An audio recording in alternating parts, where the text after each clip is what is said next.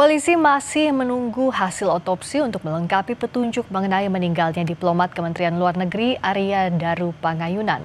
Kita bahas bersama praktisi kepolisian Brigjen Polisi Purnawirawan Yosef Asri Suari dan sosiolog kriminal yang merupakan dosen Purna dari Universitas Gadjah Mada, Suprapto. Selamat malam Bu Sri dan Pak Suprapto. Selamat malam. Kalau saya ke Bu Sri dulu. Ini kan harus hati-hati sekali dan cermat untuk menentukan apa yang jadi sebab kematian korban diplomat muda. Apa yang saat ini di proses saat ini yang dibutuhkan polisi untuk membuat terang perkara? Ya, baik, terima kasih. Pertama yang bisa menentukan langkah kepolisian adalah jawaban atas penyebab kematian. Nah, penyebab kematian ini dilakukan oleh teman-teman dari forensik. Ya.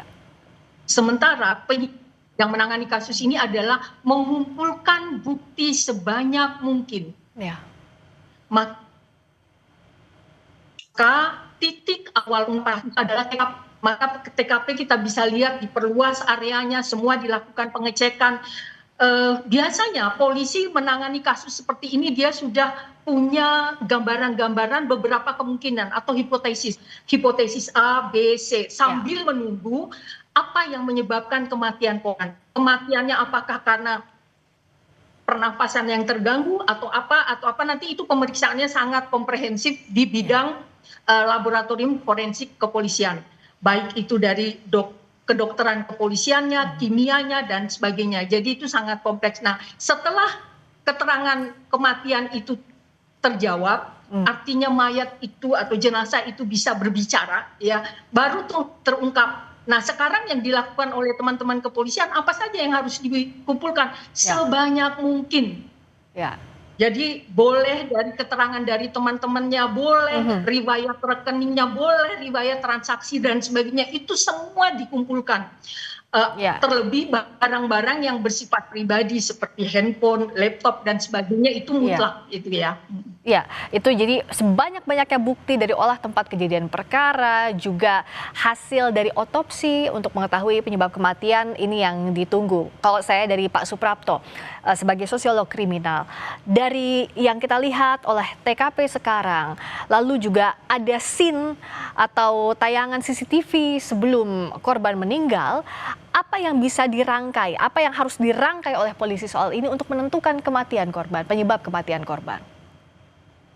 Iya, baik ya. Jadi kalau kita lihat dari tayangan CCTV ketika korban pada malam itu datang akan membuang sampah, kemudian dia masuk, itu memang tidak menunjukkan kondisi kegelisahan gitu ya. Ada tanda-tanda bahwa dia mengalami gangguan, apakah itu teror ataupun sakit tertentu gitu, sehingga kecil kemungkinannya bahwa dia akan melakukan bunuh diri, karena sepanjang yang saya pernah amati, biasanya orang-orang yang akan melakukan bunuh diri setidaknya akan nampak gelisah, tidak setenang langkah yang bersangkutan ketika mau membuang sampah gitu. Jadi rangka untuk memastikan itu, saya kira memang beberapa bukti yang perlu cermati tadi, misalnya bagaimana sikap dan perilaku korban sebelum meninggal, kemudian juga kalau dinyatakan bahwa pintu tertutup dari dalam, terkunci dari dalam, tapi tadi ada keterangan juga bahwa ketika membuka gitu, mau menemui dan mengecek dan membuka kok pakai kunci serep gitu atau kunci duplikat, tetapi informasi yang sebelumnya kan melalui jendela. Jadi itu yang saya kira perlu beberapa data yang perlu dikumpulkan. Jadi bagaimana kondisi psikis korban itu juga perlu didalami dari bukti-bukti yang ada, salah satunya CCTV itu ya. Karena ada banyak yang harus diselidiki oleh polisi, Bu Sri. Salah satunya juga adalah profesi dari korban yang pernah menangani kasus TPPO. Bagaimana kalau dari sisinya polisi yang Bu Sri juga cermati dan juga alami, bisa mengaitkan ini, profesi korban apa yang pernah korban tangani dengan crime scene, ada tidaknya crime scene dalam kasus ini? Jadi begini, setelah diperoleh keterangan hasil forensik, apakah dugaan tadi yang saya katakan bahwa ada beberapa hipotesis. Ya. Nah, dari hipotesis ini akan terjawab pertama oleh hasil dari pemeriksaan forensik. Nah, kalau dari hasil pemeriksaan forensik terbukti atau ada dalam salah satu hipotesisnya teman-teman penyidik, maka tinggal dirangkai. Sebenarnya yang ingin dijelaskan adalah bukan sekedar penyebab kematiannya, tapi nanti lebih jauh motifnya apa sih? Nah, itu akan terjawab semuanya. Dan kita mungkin tidak boleh merangkai-rangkai, tidak boleh kata A, B, C, D, nggak ada. Jangan berspekulasi, serahkan kepada teman-teman penyidik, karena penyidik bekerja berdasarkan bukti. Kalau ada beberapa bukti saling bertolak belakang, itu juga tidak bisa menjadi sebuah kesimpulan. Jadi semua bukti yang dikumpulkan sekarang harus saling mendukung. Gitu. Misalnya, kematian korban karena gagal napas. Gagal napas diakibatkan oleh apa? Ada tekanan dari luar atau faktor dari dalam. Nah, itu harus dilihat. Umpama ini contoh. Gagal napas. Nah, gagal napasnya kenapa? Apakah dari luar? Jika dari luar, jejaknya apa? Jika dari dalam, kenapa? Jadi ada sebab akibat yang cukup panjang. Oleh karena itu, bukti-bukti yang dikumpulkan oleh teman-teman kepolisian yang berada di sekitar TKP akan mendukung ke sana. Kalau andai kata terjadi bukti itu tidak sinkron, maka polisi akan melakukan penyelidikan lagi. Jadi yang dilakukan oleh teman-teman kepolisian ini adalah langkah-langkah penyelidikan. Sangat terbuka.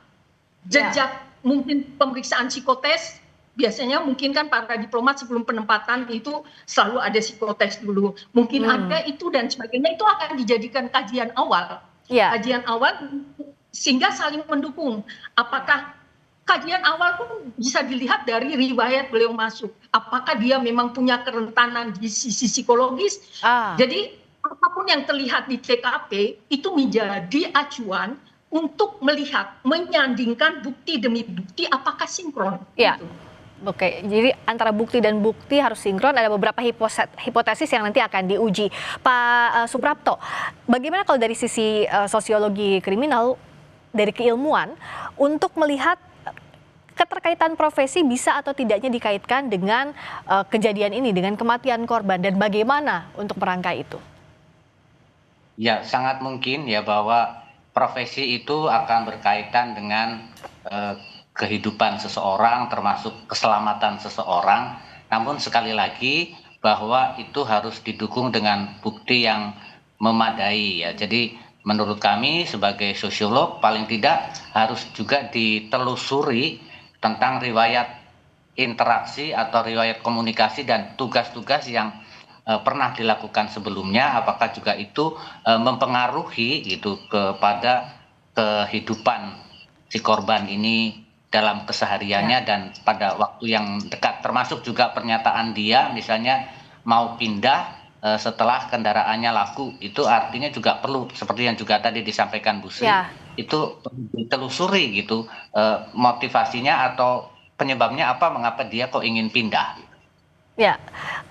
Kondisi di TKP sekarang jadi saksi bisu dalam kasus ini dan tugas polisi penyidik untuk merangkai satu demi satu buktinya untuk membuat terang ada tidaknya unsur pidana dan apa yang jadi penyebab atau bahkan motif kematian dari korban. Terima kasih Bu Sri, praktisi kepolisian Brigjen Polisi Purnawirawan Yosefa Sri Suwari dan sosiolog kriminal yang merupakan dosen Purna dari Universitas Gadjah Mada, Suprapto. Terima kasih Bu Sri, terima kasih Pak Suprapto. Selamat malam. Terima kasih.